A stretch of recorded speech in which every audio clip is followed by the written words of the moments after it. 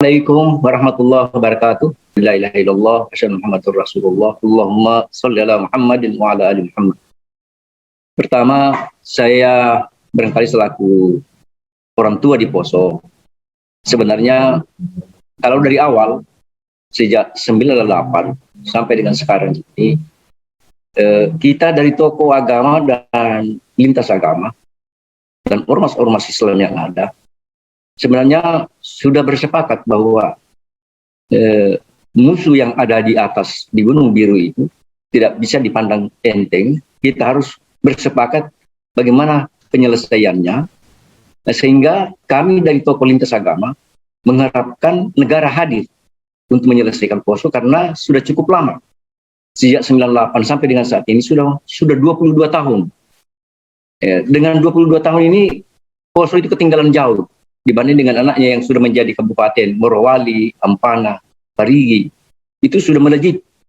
Poso boleh dikata ketinggalan sekali. Kenapa? Karena ada yang belum terselesaikan di Poso, yaitu adanya sekelompok yang bergerak di Gunung Biru menyatakan dirinya teroris melawan negara. Maka ini merupakan sesuatu hal yang tidak main-main.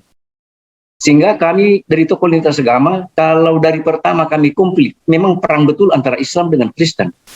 Boleh dikata ribuan manusia yang korban.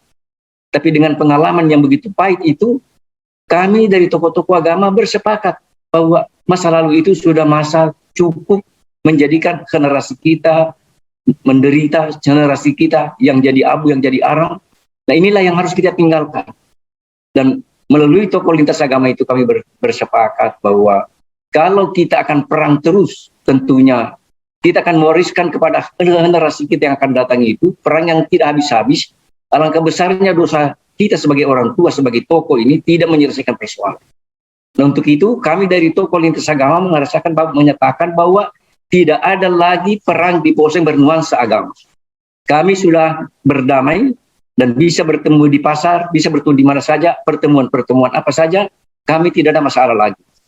Cuma sekarang persoalannya adanya sekelompok manusia yang bergerak di Gunung Biru yang melakukan pembantaian setiap waktu, boleh dikata ada momen-momen tertentu mereka membantai. Nah, inilah yang membuat masyarakat tidak tenang, membuat masyarakat tidak aman.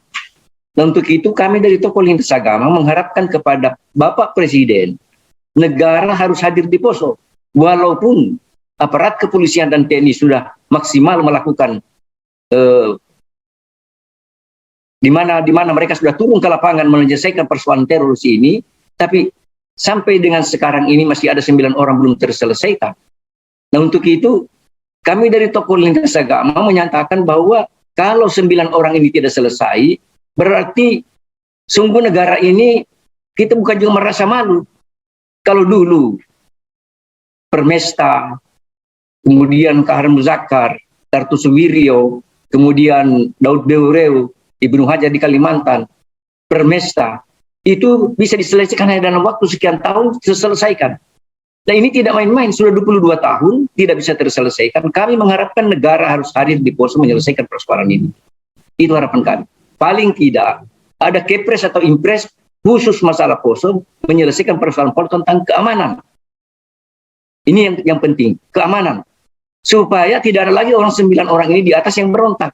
Karena anak-anak yang belum pernah berontak, yang sudah menjalani hukuman, dan sekarang menjadi napiter, dan itu kita himpun dalam satu kelompok supaya mereka itu tidak lagi berpikir seperti dulu, tapi sekarang mereka melakukan apa yang untuk masa depan, dan itu sudah dilakukan oleh Pak Dr. Lukman Tahir bersama-sama dengan napiter yang ada di Poso, membina mereka, dan mereka sudah dibina sedemikian rupa itu sehingga mereka sudah kembali ke kepangkuan negara Republik Indonesia.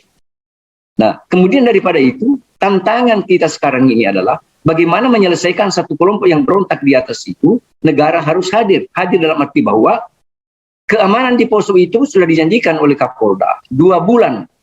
Pertama waktu Kapolda pertama menyatakan 2 bulan, tapi begitu beliau diganti sampai dengan saat ini sudah mau 1 tahun lebih.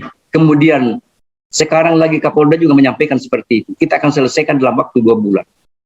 Jangan sampai kita jalan di tempat untuk menyelesaikan persoalan ini. Kami dari ormas Islam juga bersepakat menjadikan musuh bersama yang ada di atas itu. Dari tokoh-tokoh umat Islam melalui ormas Islam itu menyampaikan aspirasinya juga di dalam dialog antar tokoh lintas agama Islam, Kristen, Hindu dan Buddha, bersepakat menjadikan mereka itu musuh bersama. Menjadikan musuh bersama dalam arti mari kita dorong bersama ke dalam ranah negara agar supaya negara hadir di pos menyelesaikan persoalan itu. Jangan sampai berjalan di tempat sampai dengan akan datang berapa lama mereka itu menderita. Nah, untuk itu kalau negara ini memang mengambil langkah untuk menyelesaikan 9 orang di atas 2 bulan, maka penduduk yang ada di sekitar Gunung Biru itu harus dijamin oleh negara karena mereka tidak bisa lagi keluar. Karena kalau ini tidak selesai, berarti solusi yang diambil oleh negara apa? Untuk mengamankan supaya rakyat Poso itu merasa aman. Karena apa? Tidak main-main. Setiap momen orang tua dibantai. Dan mereka itu petani biasa. Bukan mereka itu melakukan perlawanan. Mereka itu bertani tapi mereka dibantai. Inilah yang membuat masyarakat Poso itu merasa tidak aman. Nah, kalau negara tidak serius menyelesaikan persoalan ini, ya terus terang kami menyampaikan bahwa sudah pernah di Poso turun angkatan darat, laut, dan udara menyelesaikan persoalan Poso. Tapi sampai dengan saat ini juga tidak ada penyelesaian. Nah, untuk itu kami dari tokoh lintas agama mengharapkan negara harus hadir. Harus ada impres atau harus ada kepres khusus Poso supaya Poso itu dijamin dari segi keamanan. Yang kedua, di dalam impres dan kepres itu diharapkan agar supaya masyarakat Poso disejahterakan.